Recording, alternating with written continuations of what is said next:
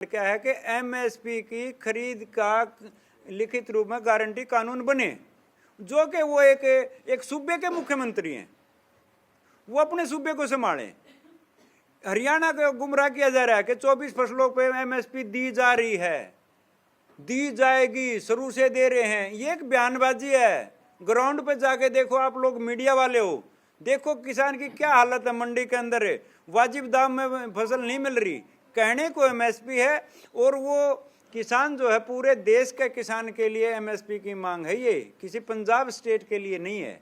वो अपने लिए नहीं मांग रहे कि पंजाब स्टेट से हमें एमएसपी चाहिए। हमें देश के सेंट्रल गवर्नमेंट से एमएसपी का लिखित गारंटी, खरीद की गारंटी का कानून बनना चाहिए। ये हमारी मुख्य मांगे हैं। हाँ बिल्कुल है जी।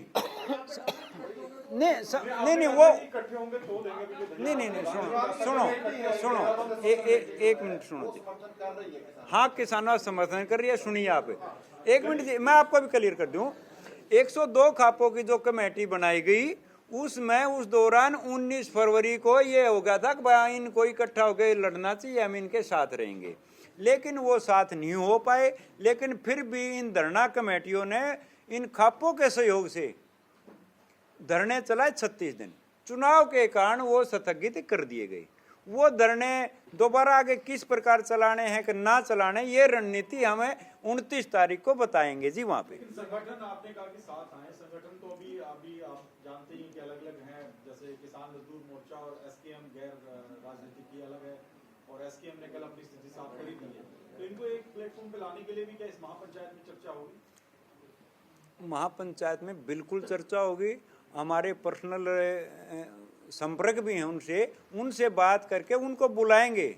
आप देखना, हम इस आंदोलन को जीतने की तरफ बढ़ाएंगे और खापे प्रयास करेंगी। खापों की परंपरा रही है कि किसी बात का विवाद हो तो उसको निपटाने की रही है।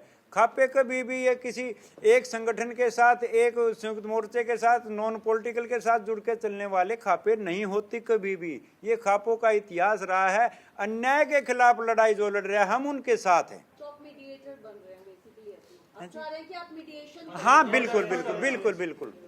जी आपने कहा कि हम कोशिश करेंगे, आप डल्लेवाली से भी मिले 15 तारीख को। हाँ जी।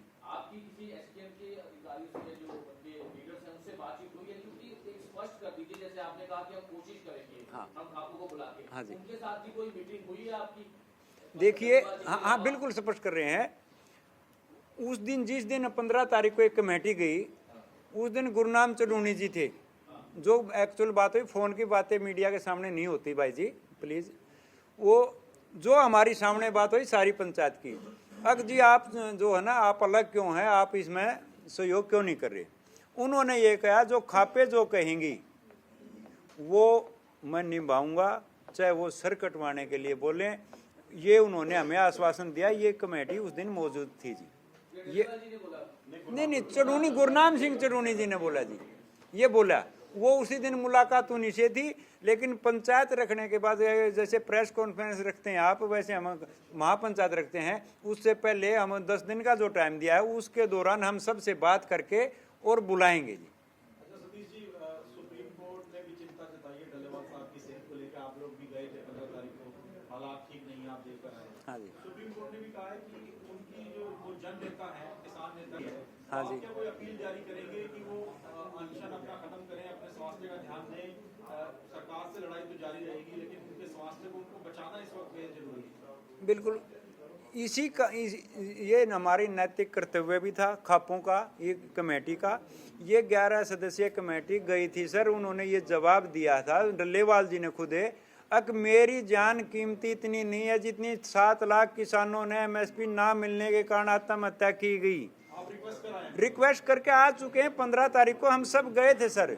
उन्हीं की हालत को देखते हुए हम सरकार को चेता देना चाहते हैं कि या तो 10 दिन के अंदर ये प्रतिनिधि मंडल भेज के बात करे।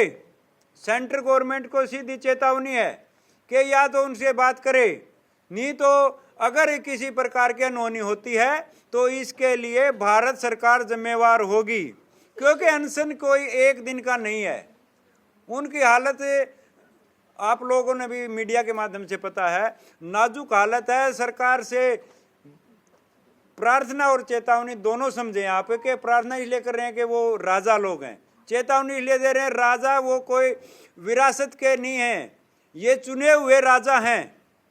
तो उनसे बार बार ये कहा जा रहा है कि अपना प्रतिनिधि मंडल लेके भेज के उनसे बात की जाए। अगर ये भारत सरकार डल्लेवाल जी के सेहत के प्रति चिंताजनक है तो इन मुद्दों पर बैठ के बातचीत करनी चाहिए कृषि मंत्री को। ये हमारी बात है जी आज की।